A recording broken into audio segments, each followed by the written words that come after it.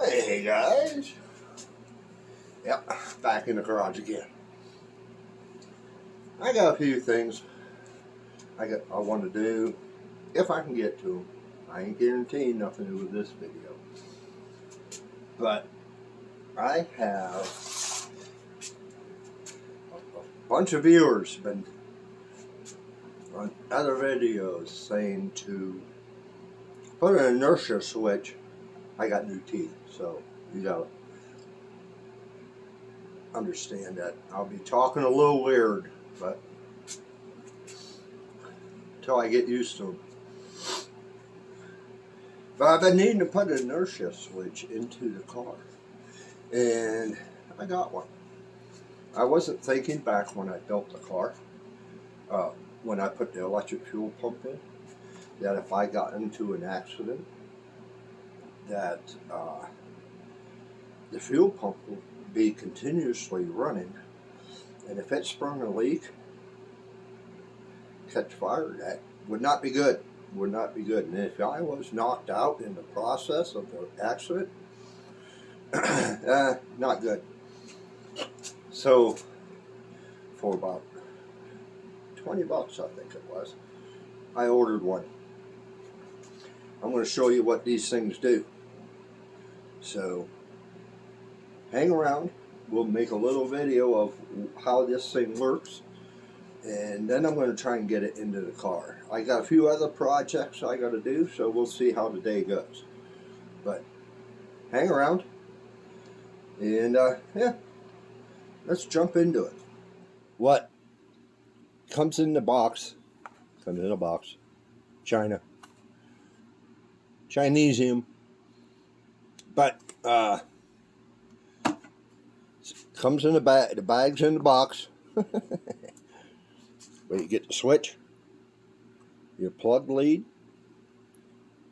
a spade setup so when you put this in line, bolts to bolt this down, and covers for those. We'll see how that goes if we're going to use these and those screws, but we'll see when we get to that point. So we'll pull this off to the side. We're not going to need that. We'll need this and this.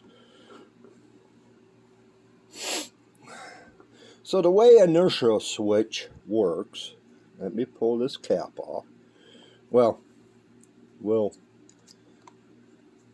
do something else here. It's set that when you have it mounted, it's best to have it mounted up and down. You can mount it to the side, but I would rather mount it up and down, because we'll get into that deeper whenever we get into it on how this works. But your electric plugs in to the bottom. You'll have power in, power out. Don't matter which way you go with it. There is a different, you can move this plug over. I'll have to look into that deeper on the way it's wired up, but this is a initially on wired up, so you can wire it up differently. But the way it works, let me pull this up, and I will have to get a small screwdriver. See if I have one laying here.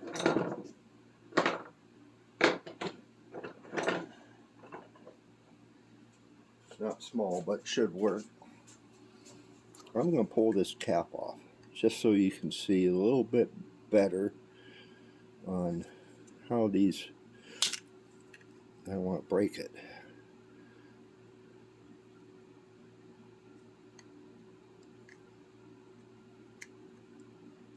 Because I only got the one. Okay, that's coming up.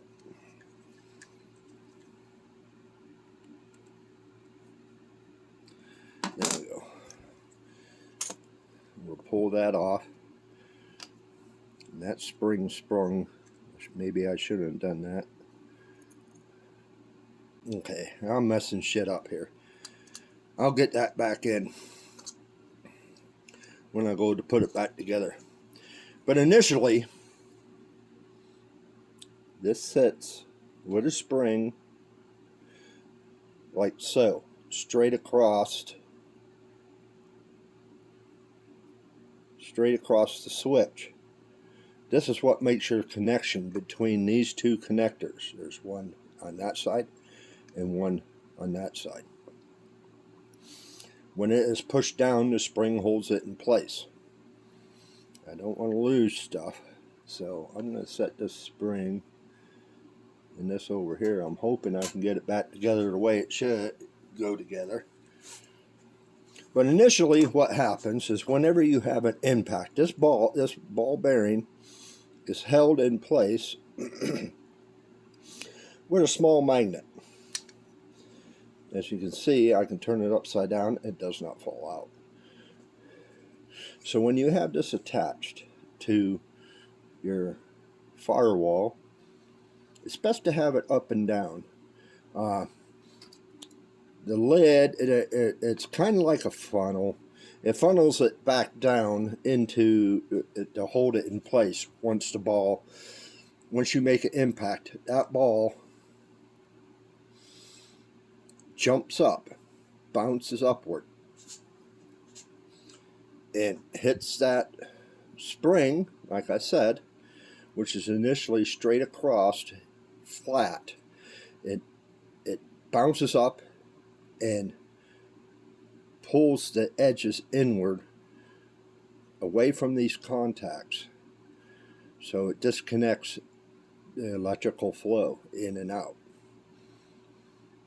So this is the button that when you push it down, it pushes it back into place to lock it back down. It has the rubber cover on it. Initially, that's how that works. Okay, so let me take the time and try to get this thing back together. So, and then I'll we're going to try and get this installed. 1 hour later. Just to show you how these things work, I have it wired up. I have my test light grounded to the battery, power lead going into my power supply, ground going, well, the power will be going through into the switch, back out of the switch with the black negative side going back to my light, to where that creates the circuit. As you can see, it's on right now. I gotta find something to whack it with. But if you have this mounted on your firewall and you get in an accident and it is triggered, it kills the pump. But I have one other thing I have to show you prior from here to what I had to do to get this to work correctly. We'll go back over to the bench. Okay, if you recall when I pulled this and showed you the plug,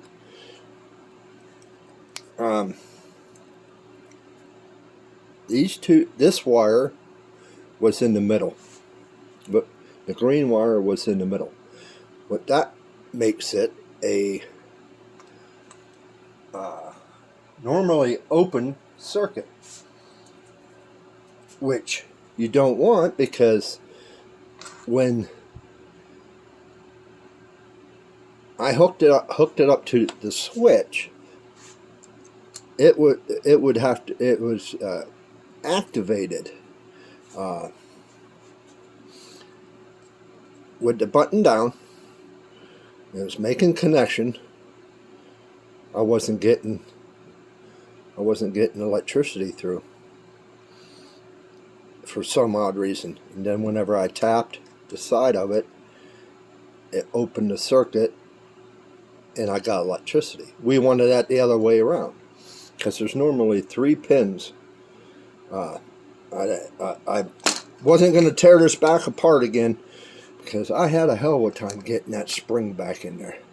But as you can see, it's set. But what you got to do is you got to pull this yellow cap off. See if I can get under it. Set that off to the side. And what I did is I took a hairpin from my wife and I bent it to a 90-degree angle. And let me turn this over because there is a little locking tab which I tried to get it back, to put it back to show you in the video how to go about it, but you slip the hairpin along top of the connector, get underneath the tab, pull it upward like that, and then you pull the wire out at the same time as you're pushing upward and it'll pop out. Then you just move it over to the other side, push it back in, it'll click, and then take your locking tab, which what this does is holds that locking tab down and doesn't let it the wires to come back out. So reinstall that, you're good to go. So now we are going to try and figure out, get this thing wired up. As you see, I had the same viewer asked me in one of the video when I started the car and got it up and running. I turned it off. I went back, turned the key on. He was asking me what that humming was, and I told him it's an electric fuel pump, which I changed the fuel filter in that video. But this is the fuel pump. It's made by Eldebrock. It is a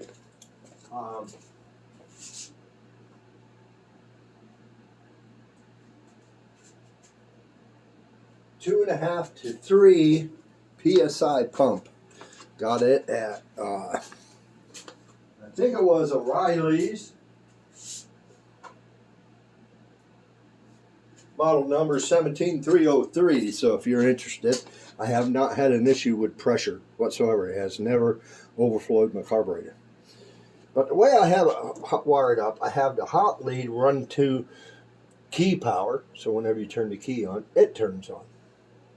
And then this ground wire coming out of it, I have it grounded to the mounting bolt. So this is going to be fairly straightforward and easy to hook up this inertia switch. But the problem I am having is, where am I going to mount the inertia switch? So I could mount it over here on the but let's see where it's going to be best to even attempt to mount it. I think we'll get away. We can get away with mounting it over here. That's my fuel line. There is room there. I'll just pull the cap for the washer fluid, and I'll just mount it right there. And try and squeeze in here. Car's right up against the wall. Let's move that out of the way. But what I am going to use, just self-tappers. And it's going to go right here. So, try and get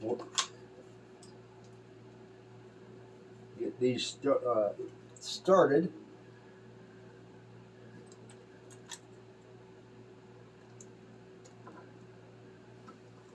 I put a mark on the firewall where kind of I wanted it. Got it started, so we'll get the other one before we bump them all the way down. trying to get it level where I want it.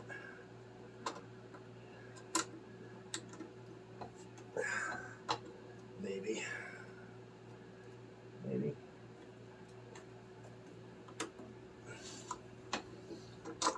Well, you know what I did? I moved it over this way too far. So we got that started. So we'll put that screw in. So I ran out of real estate over here.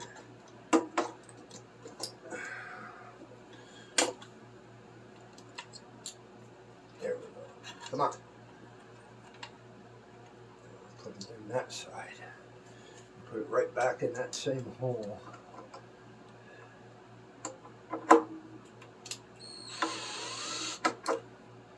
Then we'll get this other one. Maybe. If I don't drop it, I knew that was going to happen.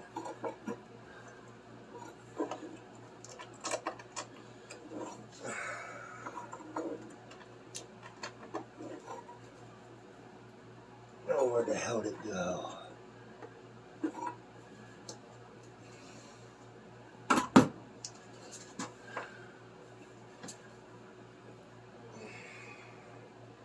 I do see it, but I can't get to it. I'll grab another one, I guess.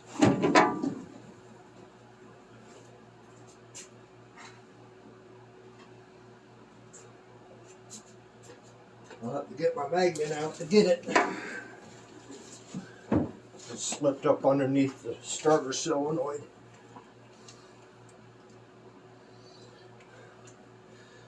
Only if this thing was magnetized.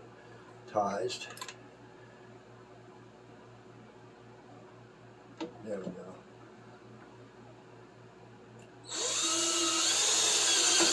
There.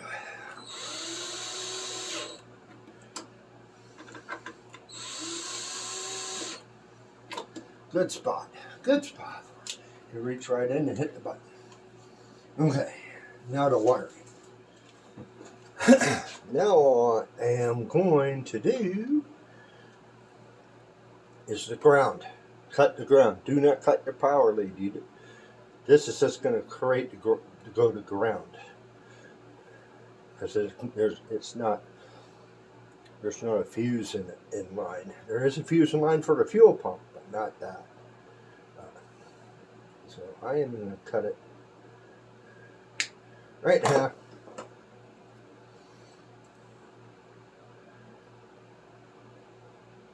Strip it back.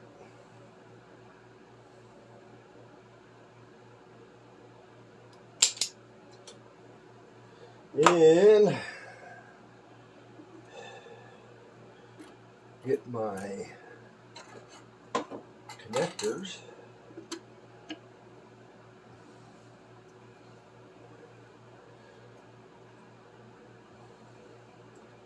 And what we're gonna do, I'm going to have one going to one wire and one going to the other.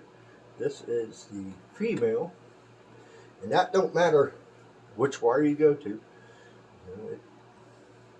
But you take your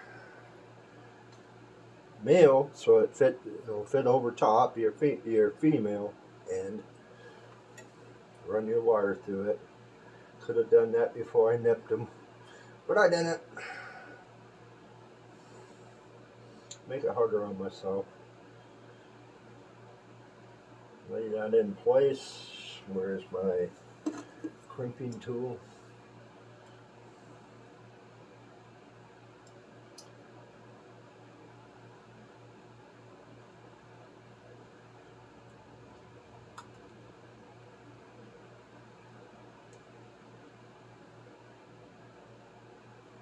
Find the right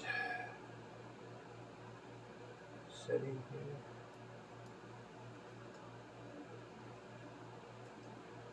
Bastard.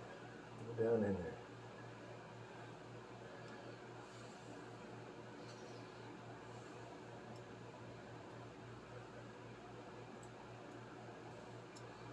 And that crimps it. And now all I'm going to do is fold over these rear legs onto the insulation of the wire.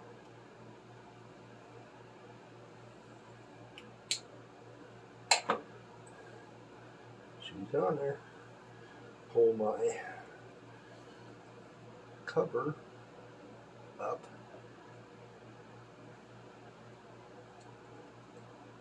And there's a certain way it goes in. If I can even get it to do it.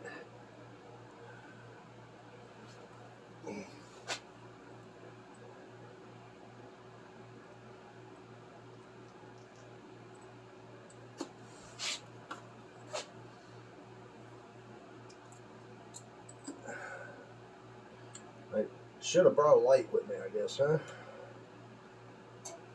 I see how it goes in, but it's not.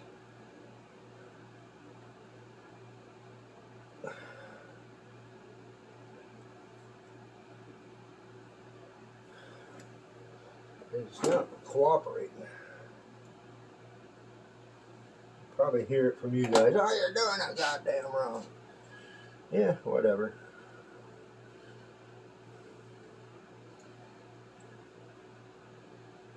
I should have went in from the back side, but find my female. I'm going to send it. I'll make the connection. Just shove that over it. I don't care. I'll fight with it later. Can't get it. No, you get the juice.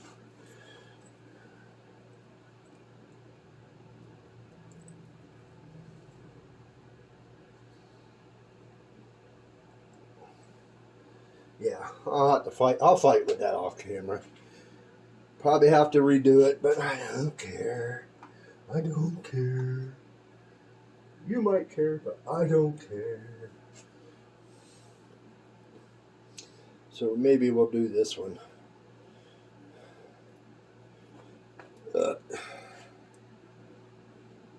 Yeah, so how in the hell are you supposed to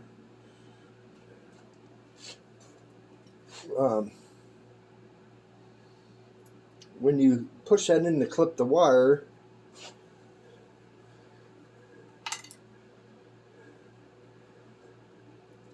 the plug goes, looks like this one goes in from the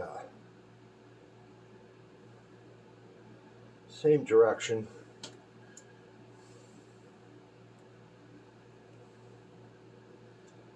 Find my clipper side.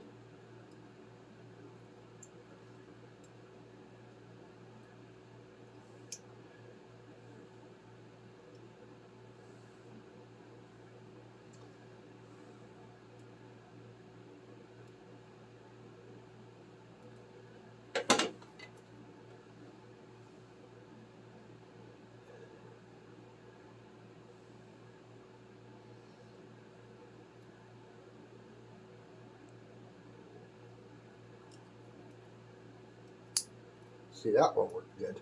I don't know, right? What do you know? So,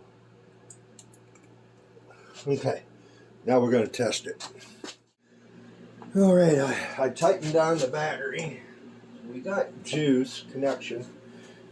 I'm not going to start the car. I'm just going to turn the key on to where the pump comes on. There you go. Grab something to whack that with. And it turns right off. That's what we want. And then you just push the button, reset it. I like it.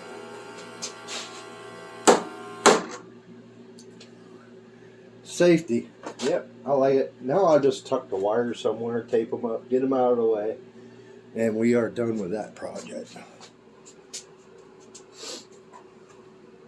Okay, I just want to kind of give you guys why I am installing this. I have installed them in the past. Some of the older cars back in the 60s, 70s, with a mechanical fuel pump. I have blocked them off and put electric pumps on and put a inertia switch in. I just plumb forgot. But just for your safety, if you're going to electric fuel pump, put a inertia switch in. Especially if you're going to be racing, vintage car racing, or even just out driving around. You get into an accident, you want that electric fuel pump to shut off. Because if you get fuel pumping all over the place, it blows a line or whatever. And you know how these British cars, especially Triumph and all that, carburetors right over top of the exhaust.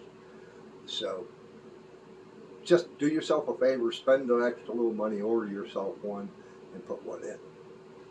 But I thank you. I'm done for today. It took me probably close to a half hour getting that switch back together. Yeah, what a pain in the ass. I never took it apart, but I wanted to show you guys how it works. And it's working fine. Well, we got it installed, which is cool. Got the wires tidied up and all that. I fixed that plug, the connection. I fixed that, so that's taken care of.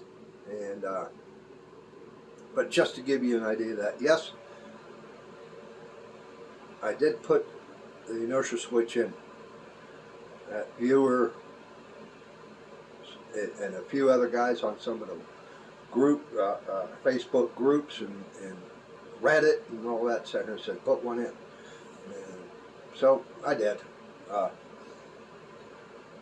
But I'm going to probably drop this video on Wednesday. It's Sunday. And it's snowing, cold. It's warm out here, but I do appreciate you guys. If you would, if you like this kind of stuff, I was looking at my analytics, and 89% of you viewers are not subscribed. Close to 40% of you come back to view my videos.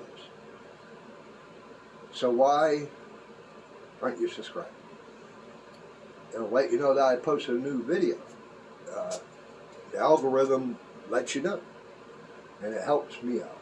It shows the algorithm that he has good videos if you keep coming back. The algorithm, same with the non-subscribed viewers. But if I get my subscriber count to come back to watch my stuff, they push it out to more viewers, and that will help the channel a lot. But thank you for hanging around to this point. Why don't you guys leave a comment? It's a good way for me to find your channel. I do check out your channels, and if I like your stuff, even if you don't have videos, I'm subscribed to channels that don't have any videos. They just are on the platform to watch YouTube, and they comment, and they're supporters, so I support them. Give me a big thumbs up, not the finger, and why don't you go check that video out. You might like it, you might not, but we'll see you on the next one. Peace.